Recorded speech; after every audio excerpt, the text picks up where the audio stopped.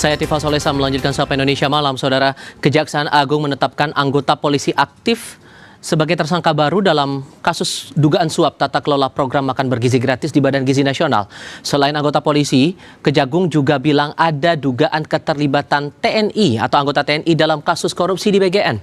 Kejaksaan Agung menetapkan polisi berpangkat Brigjen berinisial LMI sebagai tersangka baru atas dugaan suap tata kelola program makan bergizi gratis di Badan Gizi Nasional. LMI tercatat sebagai Sekretaris Deputi Bidang Promosi dan Kerjasama BGN. Ia disebut memerintahkan pengadaan alat makan kepada mitra MBG untuk keuntungan pribadi. Selain adanya oknum polisi aktif yang jadi tersangka, Kejaksaan Agung juga bilang ada dugaan keterlibatan oknum anggota TNI dalam pengadaan motor dalam kasus korupsi di BGN.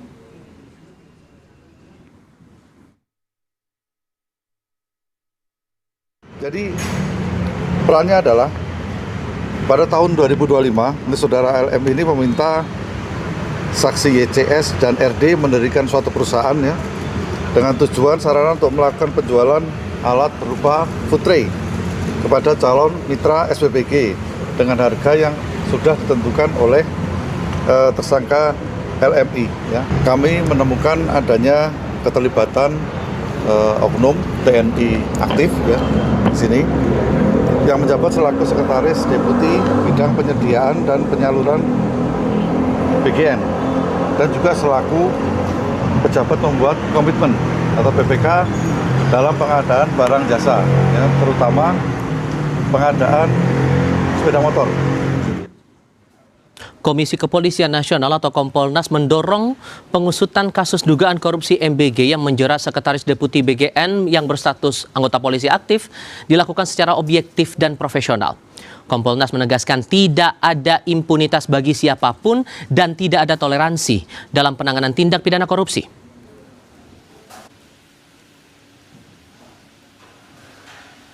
Berharap penegakan hukum tersebut untuk yang bersangkutan ya anggota kepolisian yang masih aktif ya bisa dilaksanakan dengan profesional, dan kami juga ingin mengawasi proses ini agar jalannya memang fair ya, objektif dan profesional, dan kami mendukung juga sikap rekan-rekan Mabes Polri yang mengatakan bahwa tidak ada impunitas ya, tidak ada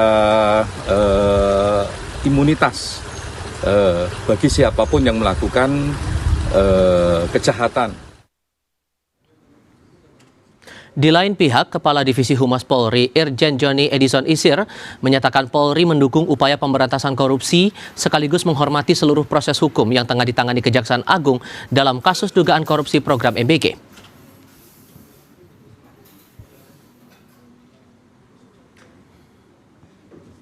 Dalam keterangan tertulis kepada Kompas TV, Irjen Joni Edison Isir mengatakan Polri mendukung dan melaksanakan pemberantasan tindak pidana korupsi. Polri mendukung dan menghormati proses penegakan hukum dalam kasus korupsi MBG yang dilakukan Kejaksaan Agung.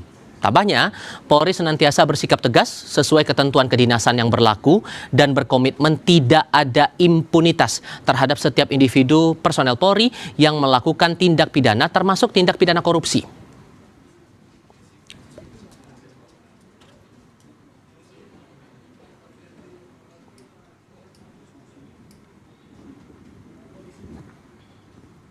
Komisi 9 DPR RI menghormati proses hukum di Kejaksaan Agung menyusul bertambahnya jumlah tersangka dugaan suap tata kelola makan bergizi gratis. Wakil Ketua Komisi 9 DPR RI dari fraksi PDI Perjuangan Charles Honoris meyakini masih ada tersangka lain dalam perkara itu, baik di internal maupun luar instansi BGN. Oleh karenanya, ia meminta Kejaksaan Agung mengusut kasus tanpa pandang bulu.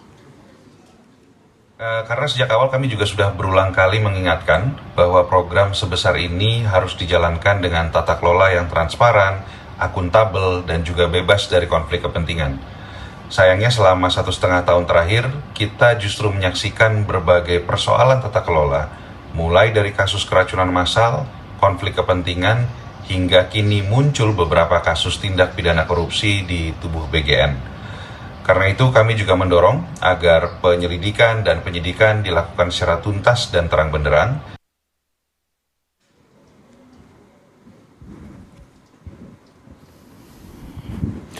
Makan bergizi gratis jadi salah satu program prioritas utama Presiden Prabowo Subianto, namun kini masih menghadapi ujian serius setelah Kejaksaan Agung menyebut ada polisi dan anggota TNI yang terlibat dalam dugaan suap tata kelola MBG. Yang jadi pertanyaan sekarang, bukankah dengan adanya aparat yang ditugaskan dalam Badan Gizi Nasional seharusnya berfungsi sebagai pengawas, bukan malah jadi pelaku penyelewengan dana nasional?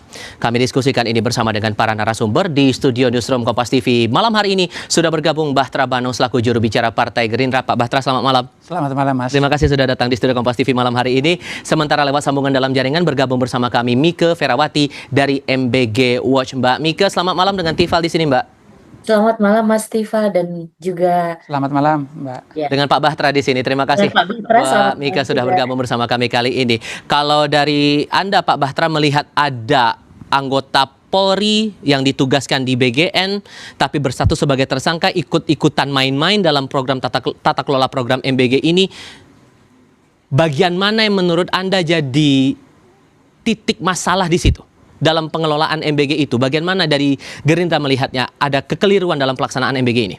Kalau kita lihat ya bahwa dengan kejadian seperti ini juga menunjukkan bahwa bentuk komitmen Presiden Prabowo dalam rangka agar bagaimana pemberantasan korupsi di era pemerintahan beliau bisa berjalan dengan baik dan maksimal. Maka dari itu tentu kami memberikan dukungan yang penuh terhadap kejaksaan atas berjalannya penegakan hukum yang tentu secara independen, ya, secara bersih, transparan, dan kita lihat bahwa betul-betul di era Presiden Prabowo ini semuanya tanpa pandang bulu, tidak ada yang dikecualikan dalam hal proses penegakan hukum. Dan kalau kita lihat, Mas, di hari Minggu kemarin rilis Pulse Poll Indonesia bahwa apa yang menjadi penegakan hukum yang sedang berjalan ini itu juga sejalan dengan ekspektasi publik, dengan harapan masyarakat. Terbukti misalnya kita lihat dalam hasil survei tersebut 64,8% masyarakat puas dengan kinerja Presiden Prabowo, dan yang paling banyak mendapat sorotan adalah bahwa di sana 28,3% itu bahwa bagaimana penegakan hukum kita sudah berjalan dengan baik dan maksimal. Jadi itu semua saya pikir sejalan apa yang menjadi penegakan hukum yang sudah berjalan dengan baik, terus kemudian dengan harapan dan ekspektasi publik juga sesuai dengan yang sedang terjadi saat ini. Dan kalau kita lihat di hasil survei itu ya, bahwa penegakan hukum kita secara nasional kurang lebih sekitar 50,1% berjalan dengan baik. Terus kemudian 51,sekian% harapan publik juga menyatakan bahwa di era Presiden Prabowo inilah penegakan hukum betul-betul dikedepankan. Sehingga poinnya dari angka itu Anda melihatnya bahwa ini bagian dari yang serius ditangani untuk memperbaiki tata kelola itu? Ya, dengan cerminan hasil survei tersebut kita bisa mengambil kesimpulan bahwa dari 64,8% masyarakat puas, yang paling dominan adalah penegakan hukum di era Presiden Prabowo. Artinya itu mencerminkan dengan apa yang sudah diinstruksikan oleh Presiden Prabowo dalam hal bagaimana melakukan penegakan hukum tanpa terkecuali, begitupun dengan kasus yang ada di kasus BGN ini. Nah, dengan adanya anggota polisi sebagai tersangka dalam perkara ini, Mbak Mike, kemudian ada dugaan keterlibatan anggota TNI yang juga dalam cawe-cawe yang sama mengatur memain-mainkan tata kelola MBG ini. Pesan apa yang ditangkap oleh teman-teman MBG Watch soal ini? Tapi jawabnya nanti ya. Kita jeda dulu sebentar. Tetap di Kompas TV.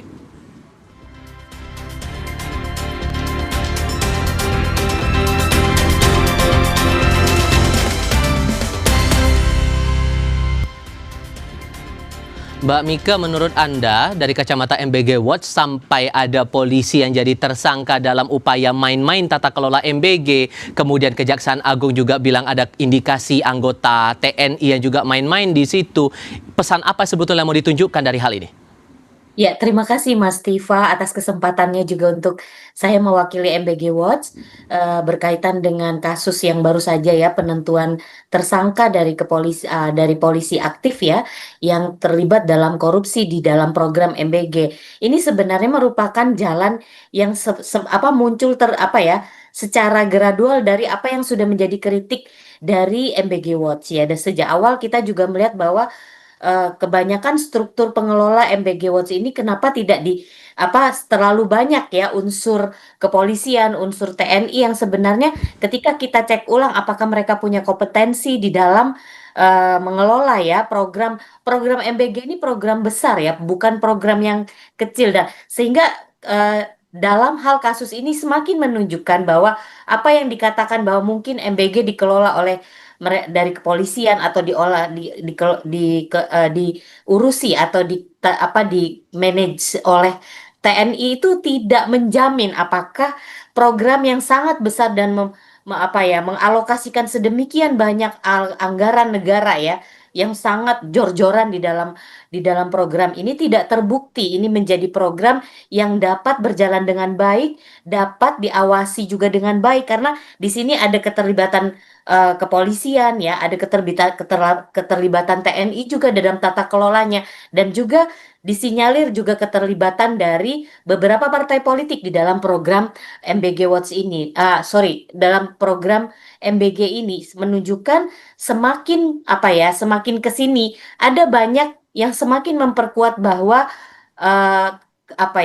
bahwa kesimpulan bahwa mereka yang memiliki latar belakang militer, memiliki keterbelakangan polisi itu tidak menjamin program ini juga benar-benar, bahkan semakin ironi karena terlibat korupsi. Artinya ada banyak juga pejabat atau petinggi dari mungkin pejabat yang masih aktif di kepolisian maupun juga di TNI yang nanti disinyalir ini ya, itu tidak cakap dalam melakukan tata kelola program MBG yang sangat besar ini. Sebatas kompetensi menurut Anda, sorry saya potong Mbak, sebatas kepada kompetensi atau ada celah secara struktur atau mekanisme tata kelola yang menurut Anda juga jadi bagian yang memberikan sumbangsih dari munculnya main-main tata kelola ini? Betul sekali, karena kita tahu ketika ada unsur-unsur ini tentunya selain kompetensi itu adalah sebuah ruang yang itu juga bisa dipermainkan Mas Tifa ya, sehingga ada ruang-ruang yang itu juga bisa muncul bahwa ini persoalan peluang yang juga bisa dilakukan, dan itu peluang yang dilakukan secara buruk ya, tidak transparan, bahkan juga merugikan negara karena ini bicara soal korupsi seperti itu. Oke, kalau melihat lagi dari komitmen dari Pak Prabowo setelah kemudian kasus ini terungkap, Pak Batra, ada evaluasi. Sebetulnya batas evaluasi yang diharapkan itu yang bagaimana dan apakah sudah tergambar sekarang? Ya, Pak Prabowo kan pengennya bahwa ini betul-betul dijadikan momentum peristiwa ini sehingga ini juga bisa menjadi fondasi yang kuat dalam rangka bahwa di era pemerintahan beliau bagaimana transparansi itu, akuntabilitas itu betul-betul dikedepankan sehingga bisa juga menjadi warning ya bagi semua kementerian lembaga yang lain bahwa Pak Prabowo ingin menyampaikan pesan jangan coba main-main terkait dengan program prioritas, apalagi yang berkaitan dengan hak hidup orang banyak, terutama masyarakat kita yang betul-betul membutuhkan program yang sangat bagus ini. Dan tentu saya pikir ini juga menjadi menjadi pelajaran ya bagi semuanya bahwa dalam rangka menjalankan tugas yang diberikan oleh Presiden, dan ini amanah yang begitu mulia, harus betul-betul kita jalankan dengan sungguh-sungguh, dengan maksimal, sehingga benar-benar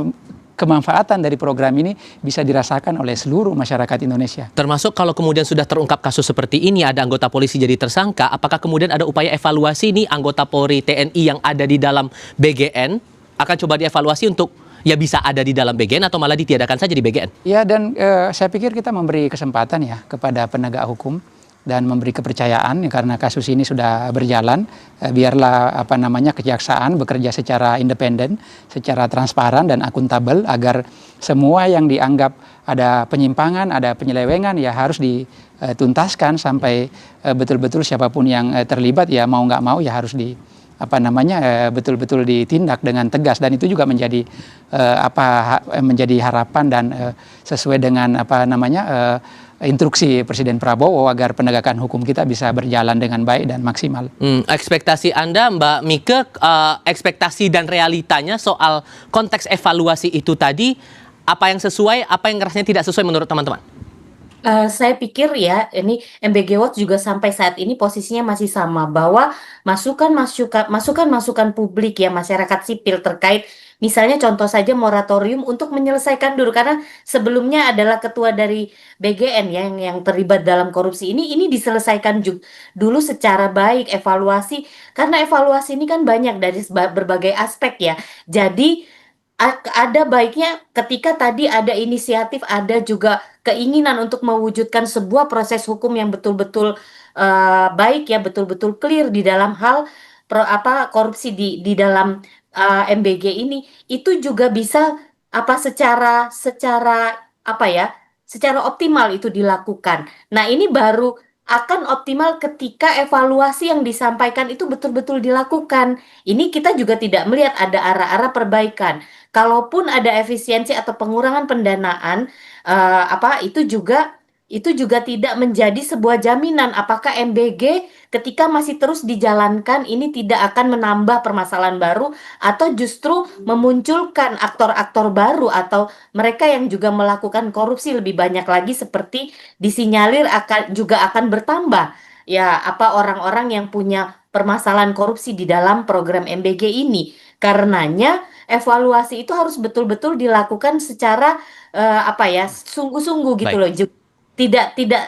Kami MBG Watch masih melihat kesannya MBG ini terus dipaksakan untuk jalan tanpa melihat sebenarnya ada persoalan-persoalan yang perlu Oke. dibenahi seperti itu. Pak Batra masih tetap dengan dorongan moratorium dihentikan dulu, evaluasi menyeluruh, baru kemudian diteruskan. Memungkinkan nggak untuk itu dilakukan? Ini kan bukti kesungguhan Presiden Prabowo ya, bahwa program ini tidak terganggu dengan adanya kejadian seperti itu. Buktinya bahwa semuanya ya tanpa pandang bulu ditindak dengan tegas dan dibuka secara setransparan mungkin, sehingga publik juga bisa melakukan penilaian bahwa ternyata dengan kejadian itu sesuai dengan instruksi Presiden Prabowo semuanya berjalan dengan maksimal, penegakan hukumnya ditindak dengan baik, terus kemudian bagaimana recovering programnya agar penerima manfaatnya bisa lebih betul-betul yang membutuhkan, dan BGN kan sudah berbenah di wilayah sana, dan kalau kita lihat bahwa banyak sekali pembenahan-pembenahan yang sudah mulai dilakukan oleh BGN termasuk misalnya memoratorium dapur-dapur atau SPPG yang dianggap selama ini tidak sesuai dengan SOP. Jadi saya pikir itu berjalan dengan baik, dengan maksimal, dan penegakan hukum juga tidak berhenti begitu Dan saja. moratorium bukan jawaban menurut Anda? Kalau saya pikir ya, ini kan program yang bagus sekali. Ya, betul-betul memang dibutuhkan oleh masyarakat kita, terutama di daerah-daerah pedalaman atau daerah-daerah yang kita anggap kategori masuk 3T. Nah, itu kan tidak mungkin kita bisa hentikan sementara di suatu sisi ada saudara-saudara kita yang betul-betul membutuhkan program ini. Bahwa di sana ada tata kelola yang mesti diperbaiki, iya. Ada penyimpangan yang harus ditindak, kan sedang berjalan nih. Dan saya pikir itu tidak ada mengganggu kinerja BGN ya, sehingga program prioritas Presiden Prabowo ini bisa terus dirasakan manfaatnya oleh seluruh masyarakat, terutama daerah-daerah yang betul-betul membutuhkan. Tapi sambil berjalan juga Kejaksaan Agung masih terus mengusut kasus ini. Pak Batra, terima kasih sudah mau datang ke studio Kompas TV malam hari ini. Mbak Mika juga terima kasih sudah bergabung lewat sambungan dalam jaringan. Selamat malam untuk Anda berdua. Sehat selalu.